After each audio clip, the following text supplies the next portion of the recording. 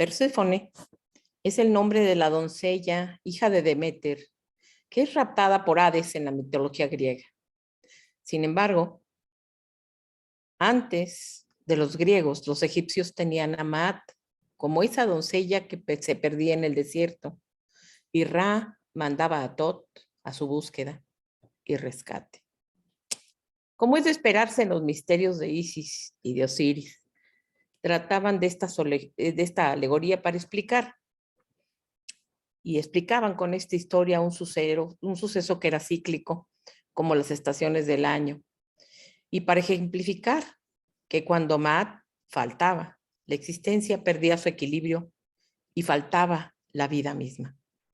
Pero, ¿cómo poder explicarlo de otra forma a quienes no pueden comprenderlo? Estos misterios los heredaron los griegos de sus ancestros, los egipcios, y así los misterios de Isis se convirtieron en los misterios de Eleusis. ¿Qué se debe desvelar en estas prácticas? ¿Qué representa la joven Perséfone? ¿Por qué es importante comprenderlo? ¿Y por qué es Mercurio el rescatador?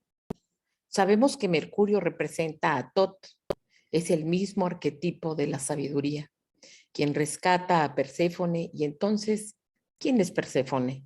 ¿Por qué es tan importante?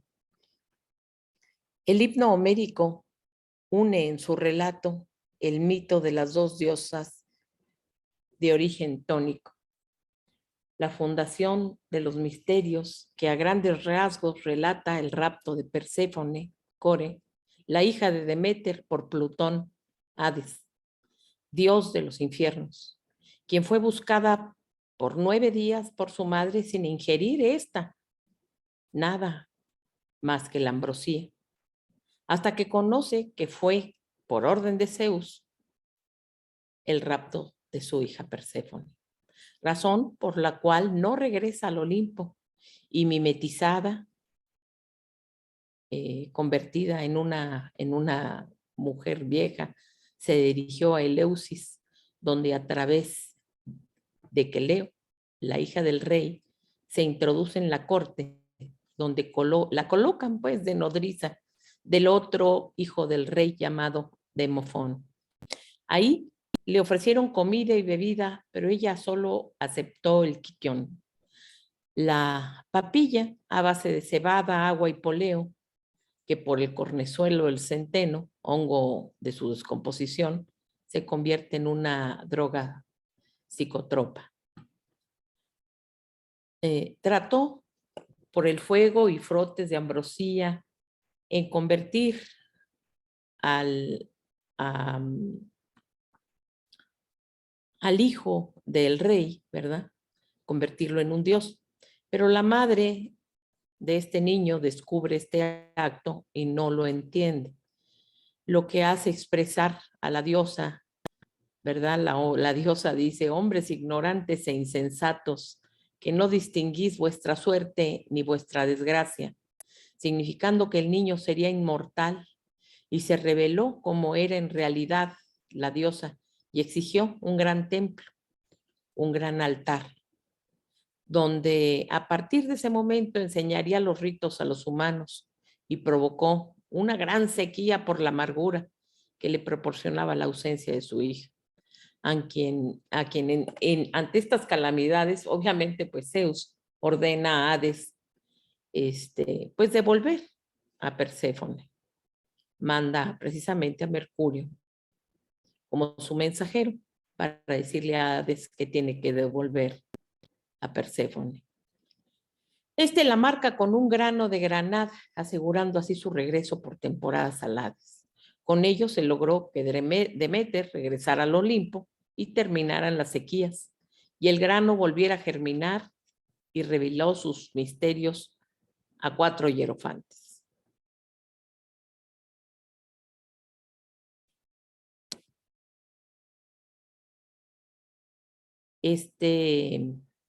Estas alegorías se van repitiendo desde los egipcios hasta los griegos. Por ejemplo, la resurrección de Osiris, pues en este relato Isis había abandonado Egipto en busca de su esposo. Finalmente llegó a Biblos, donde se sentó junto a la orilla y lloró por su esposo desaparecido. Las doncellas que ayudaban a Astarte llegaron a la orilla para bañarse e Isis les enseñó a cuidar su cabello y a trenzarlo. Cuando regresaron al palacio, Astarte miraba los nuevos peinados y el hermoso aroma que parecía flotar a su alrededor. Preguntó cómo habían trenzado su cabello y las doncellas le contaron sobre la misteriosa mujer a orillas del mar. Astarte envió a buscar a Isis, que estaba disfrazada de mujer mayor, y le pidió que atendiera a sus hijos en la corte. Isis hizo particularmente mucha atención al niño más pequeño, a Dictys, y pensó en hacerlo inmortal, quemando su debilidad mortal en un fuego sagrado. Cuando Astarte entró en la habitación una noche, encontró a su niñera colocando a su hijo en el fuego y gritó. Isis, sorprendida, asumió la verdadera forma de la diosa. Estos detalles comparten el mito griego de Deméter en la corte de Leusis. Y Astarte y Malcander estaban aterrorizados, ¿verdad?, de que la diosa los matara y le ofrecieron regalos, los regalos que ella quisiera. Bueno, estos rituales, cuando Alejandro Magno, en el 356 al 323 antes de nuestra era, conquistó Egipto, ¿verdad? Sus tropas asociaron a Isis con la popular diosa griega Deméter. La asociación la hizo accesible para el pueblo de Grecia, que inició sus propios rituales en honor de la diosa egipcia. Después de la muerte de Alejandro, su general Ptolomeo I, Sóter, tomó a Egipto como su territorio en la división del botín y la helenización de la cultura egipcia continuó.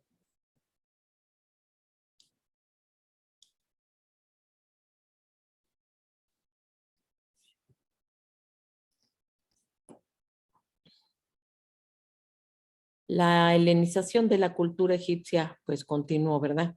Isis se asoció aún más con Deméter, especialmente a través de las similitudes en sus historias de la hija desaparecida de Deméter, Perséfone, y el esposo desaparecido de Isis.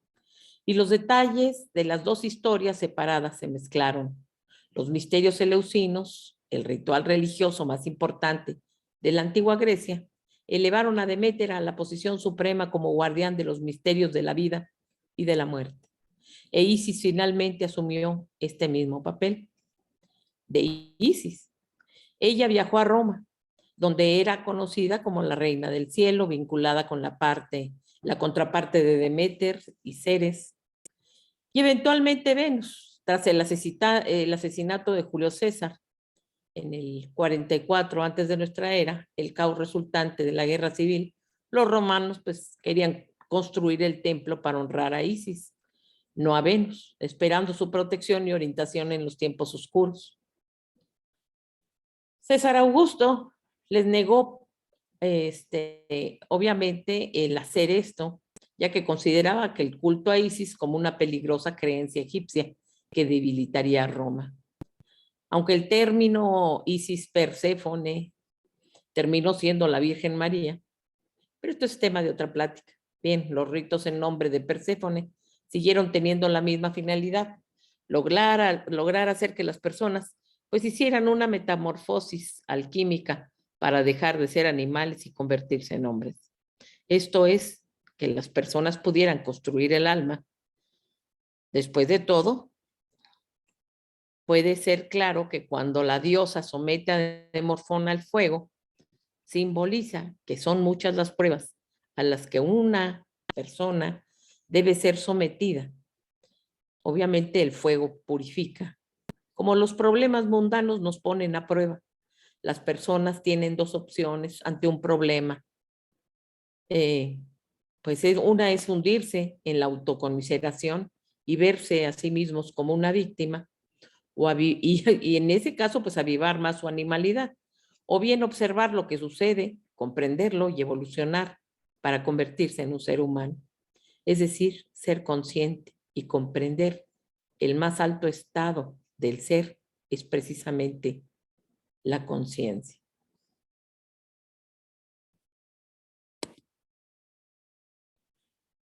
Comprendamos o intentemos comprender que Maat es el ojo de Ra, porque así lo consideraban los egipcios. Es la madre de todos los dioses, la hermosa hija de Ra. De hecho, hay un pasaje que dice así: ha hecho un regalo, la hermosa hija de Ra ha hecho un regalo magnífico a la humanidad. Ella fue capaz de satisfacer desde aquí en la tierra y con esperanza de una realización más perfecta el grito irreprimible donde se afirma la dignidad del hombre y su superioridad sobre el animal. Y eso es la conciencia. La conciencia es la capacidad de ver la verdad objetiva, la realidad y la base de la justicia. Si un ser humano no puede observar la realidad, tampoco va a poder ser justo. Como ya dijimos, Maat es un estado del ser y Maat pues es el concepto que da vida a Perséfone. Es un estado de ser, del ser, sí, más elevado, el estado de conciencia. Y el que quiera alcanzarlo debe trabajar en la construcción de su alma, que es esa capacidad de amar, de vivir equilibradamente. Por eso Maat representa también el equilibrio. En numerosos papiros y estelas y bajorrelieves se cita a Maat como una especie de lugar o estado, cosa que nosotros intuimos o interpretamos como un estado de nivel de conciencia. Y efectivamente, se dice el faraón que vive en Maat. Él es Maat. En las inscripciones y restos arqueológicos encontrados en Tel el Amarna, lo que fue por un periodo tan solo de 17 años, la nueva capital de Akenatón, se puede ver que Akenatón siempre se calificará a sí mismo, ¿sí?, como el que vive en Maat. La conciencia es la capacidad de ver la realidad. La verdad es solo les es dado a quienes trabajan en sí mismos. Quienes se conocen a sí mismos y se trascienden a sí mismos, o sea, aquellos que pueden morir de su estado animal, en su estado animal, y renacer como verdaderamente seres humanos. La mortalidad del cuerpo no está en duda. Lo que está en duda es que tengamos alma. Así que esas alegorías sobre la transformación de las personas ordinarias en seres humanos nos dan a conocer la transformación. La alquimia en el fuego de Demofón, que Deméter, ¿sí?, que Deméter en su estancia en el palacio de Eleusis intenta imprimirle pues una metamorfosis exponiéndolo al fuego. Bien, pues Perséfone es la encarnación griega de Maat y de Isis. Por eso estas alegorías se heredan y trascienden los siglos, los milenios. De hecho, Perséfone es la humanidad entera que es raptada por la mente. Hades, el invisible estado de inconsciencia que repta por los oscuros laberintos ilusorios, del cual Perséfone se libera gracias a Mercurio, que la fue a buscar. Como ya habíamos dicho, pues Mercurio representa la sabiduría. No hay que confundir la sabiduría con el conocimiento. La sabiduría es la capacidad de usar el conocimiento y el conocimiento simplemente es el acopio de información. Existen muchos animales que se creen humanos, que confunden precisamente estos términos. Es más, no pueden ver la diferencia entre conocimiento y sabiduría.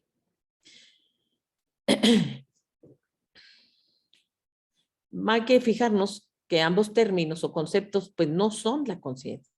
La conciencia es el estado de presencia en el individuo que ha trascendido su animalidad, no tiene que ver con la mente animal e instintiva, ni siquiera con el razonamiento, es algo más elevado, que tiene que ver con la percepción de existir en todo momento más allá de la mente, el darnos cuenta de nuestra propia existencia en todo momento.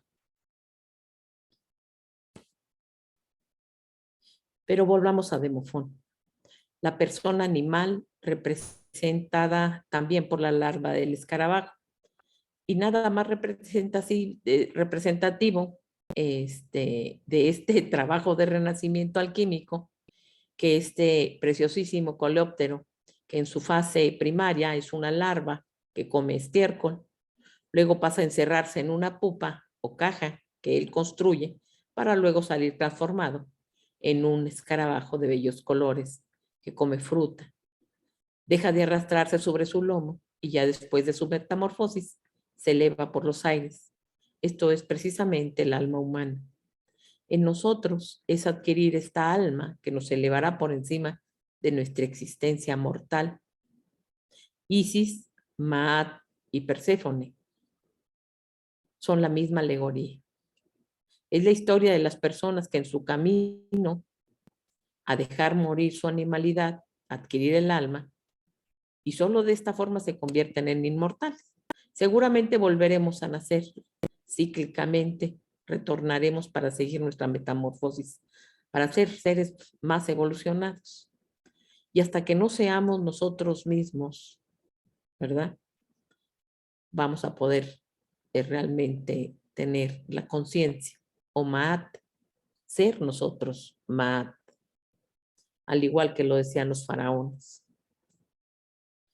Mientras tanto, pues reencarnaremos y reencarnaremos 1000 veces hasta que no elevemos suficientemente la conciencia para no volver a nacer, al menos en este plano material. Otra forma de evidenciar estas transformaciones es precisamente con el burro de oro. Esa historia que nos cuenta la fábula, ¿verdad? De que una persona por seguir a los hechiceros, o sea, esas personas que están sumergidas en su imaginación, que terminan siendo convertidos en burros. Eso les pasa a los que imaginan demasiado y no son conscientes. Se identifican con todo, se salen de la realidad y dejan de ser humanos.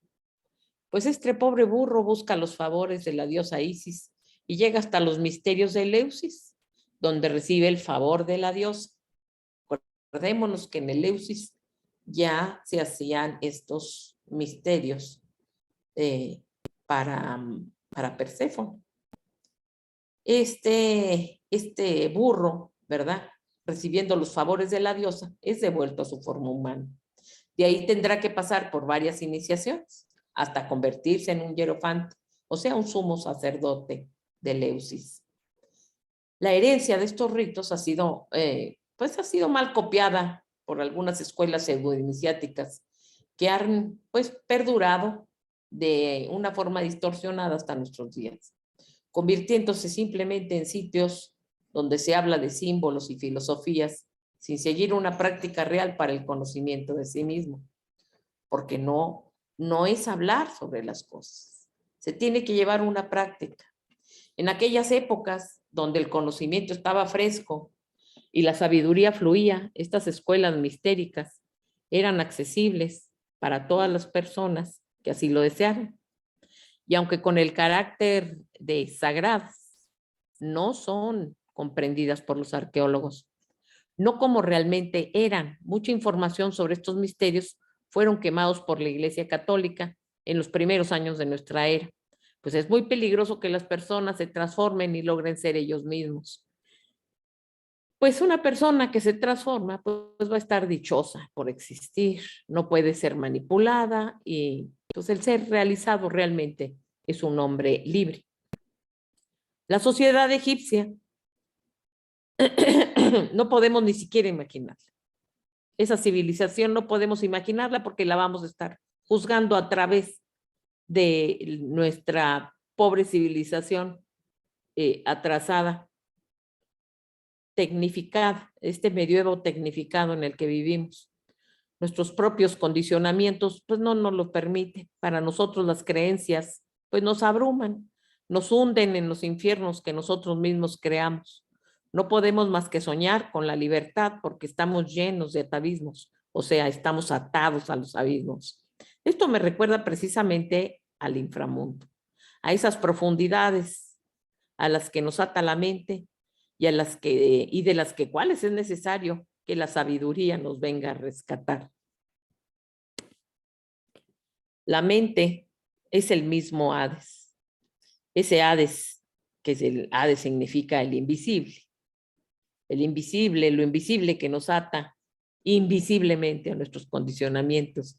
Y es necesario hacer esfuerzos conscientes para salir de la oscuridad donde nos sumerge. De hecho, los últimos 20 años de mi vida los he dedicado a estudiar la mente y las oquedades en las que nos hundimos a través de una herramienta que se llama ayahuasca.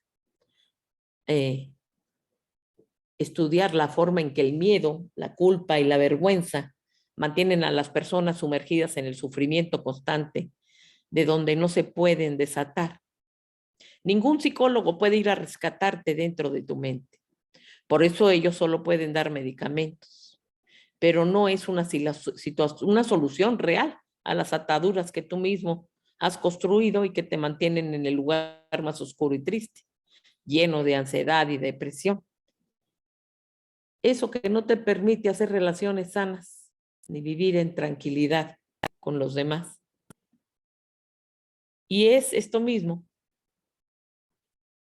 lo que les ha sucedido a la humanidad desde hace milenios. Al parecer, todos somos de Mofón. Y pues Isis, la luna, creadora de las fantasías lunáticas de la mente, no terminó de someternos al fuego de Ra, la conciencia, para liberarnos de ser tan animales y tan poco racionales. Y que miren que para quien quiera discutir esto, jactándose de ser racional, pues estaría en un error. Porque déjenme recordarles que estamos terminando con los bosques de todo el planeta y los usamos para hacer papel de baño. De la misma forma, contaminamos el agua potable que deberíamos usar para beber o que podemos usar para beber, para verter desechos tóxicos. Si fuéramos inteligentes o racionales, seguramente no haríamos esto. O andar buscando vida en Marte en vez de alimentar a las personas que carecen de alimentos en cualquier parte del mundo. Así que no somos racionales. Ser racional, pues es necesario. Ser consciente, pero no tenemos mat, o sea, conciencia. No podemos ver la verdad. Estamos ciegos. Esto que platico debería de ser una escuela. Alguien amorosamente debería de apiadarse del ser humano para mostrarle las técnicas para conocerse a sí mismo y ser conscientes de sí. Pero preferimos hablar de política o de religión para someter a la humanidad en intereses mezquinos, codicia y esclavitud velada. Preferimos enseñarle a sumar, aprendiendo las tablas en vez de enseñarle a razonar, para no aprendérselas de memoria y poder resolver cualquier problema. Deberíamos de aprender y enseñar a razonar para resolver cualquier clase de problema sin tener que memorizar nada. El razonamiento no necesita del acopio bruto de información. Es la capacidad deductiva de una mente elevada, creativa. Quien razona no necesita de policía o partidos políticos, de ejércitos o de violencia, ni de sacerdotes. Es la capacidad para apreciar lo verdadero y vivir en ello. El inframundo es el mundo de la mente, el infierno al que nos someten nuestras creencias, nuestros condicionamientos. Todas las personas, todas, sin excepción, somos constructores. No hay posibilidad de que las personas sean profanas. Todas, absolutamente todas, son sagradas. Y eso nos lo demuestra la creación. Todas han sido creadas por la mano divina. Y por lo tanto, todo aquello que sale de lo divino es sagrado. No hay nadie que no esté construyendo, ya sea su infierno o ya sea su cielo. La construcción del templo es la construcción de tu alma. Pero, ¿cómo se construye? Porque esto, pues, tal parece que no está claro, ¿verdad? Hablamos de vicios y virtudes, pero algunos vicios vienen disfrazados de virtudes. Para el necio, el ciego y el fanático, todo lo que toca se convierte en vicio. Y él no se da cuenta porque está dormido, es inconsciente, atado a sus deseos y a sus necesidades ruines. Todo lo que toca lo convierte en estiércol. La larva, obviamente, que se arrastra sobre el estiércol, que eso es lo que come. Son políticos del saber, políticos de la religión. Políticos son seres prostituidos por sus intereses instintivos y la insaciable ambición de tener. Duermen. Otros, simples personas que al menor ruido en su vida comienzan a despertar. Esas son otras personas que una fricción leve los levanta de sus suaves sábanas y comienzan en un peregrinaje hacia la luz. La única virtud es la luz y Maat es la hija de la luz. Perséfone es la luz, la verdad, el equilibrio, la justicia del mundo, porque todo eso es ser consciente. La más alta inteligencia de esta gente. Mueren a su antigua forma animal y se convierten en humanos. Les crece el alma, se aman, son bendecidos con el alma inmortal. Esa es la verdadera inmortalidad. Todos sabemos que tenemos un cuerpo perecedero, pero el alma es inmortal. Hay que construirla y hay que trabajar para ser conscientes, para ser emocionalmente equilibrados, para tener un alma. La comprensión, la elevación del ser. Y estas personas que han construido su alma inmortal, ahora son inmortales viviendo de un recipiente, dentro de un recipiente de carne y hueso. Y aún ahí seguirán evolucionando hasta trascender por completo su forma animal y no volver a nacer en este plano material. La simbología de esta construcción, de esta metamorfosis, de este renacimiento, nos ha sido legada por los egipcios, manoseada por los helénicos y prostituida por los romanos, rescatada por seres que han vuelto de las avanzadas eras paleolíticas, donde el contenido era más importante que la forma. La gente no vestía de traje, pero sí usaba el cerebro. ¿Sí? No usaba el traje, pero sí usaba el cerebro. Sí usaba el alma. Estos seres que amorosamente vuelven a nacer en diferentes épocas pueden rescatar a la humanidad de su propia destrucción. Y quien tenga oídos que oiga y quien tenga ojos que vea. Las escuelas iniciáticas modernas han perdido ese carácter, simplemente porque están contaminadas por la mente. Adoran al poder, las preseas, la pompa, la forma, y se ha perdido el contenido. Sin embargo, toda persona es una semilla. Toda persona es su potencial, es un potencial de transformación. Toda persona puede germinar y dar fruto. Así también lo marcaban en estos ritos de Perséfone. Y también se sabe que la verdad es ocultada cíclicamente y que puede ser rescatada por la sabiduría. Aquellos que se han ganado el alma también custodian la tierra, donde vive la gente como semilla, como una posibilidad para despertar dentro de nosotros. La conciencia está en todas las cosas. Es Amon-Ra. Puede ser descuartizada y volverá a ser unificada, como en estos ritos, inclusive, ¿verdad? El rito, estos ritos de Osiris y de Isis, donde Osiris era descuartizado. Y curiosamente también en las leyendas mexicas vienen los mismos ritos. ¿Será que habrán salido del mismo lugar? Seguramente. Pero todo esto significa que esta verdad ha sido descuartizada y volverá a ser unificada. Mientras el ser humano sea un ser fragmentado, fíjense bien, nosotros somos los fragmentados y nos fragmenta la mente. La verdad está perdida cuando estamos fragmentados. La conciencia está perdida cuando nosotros estamos fragmentados. Cuando el ser humano se unifica, surge la conciencia, la verdad, el equilibrio y la justicia, puesto que la justicia deriva del poder percibir la realidad tal como es, sin el velo de la mente animal. La mente animal es la mente instintiva, el cerebro reptiliano.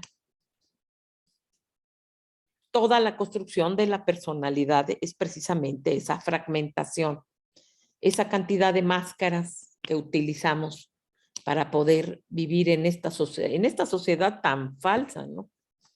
La parte más dura es comprender que si no tienes alma, esta es tu única vida. Pero debería ser también una forma de motivación para alcanzar la construcción del alma. O bien esperar la muerte y comprobar, pues que no tenías nada. Los ritos eleusinos a Perséfone eran realmente una escuela muy amplia, donde los aspirantes a una iniciación pues duraban estudiándose a sí mismos, sacrificando lo falso creado por la mente para encontrar a Perséfone, la verdad, la conciencia de sí y la verdadera realidad espiritual.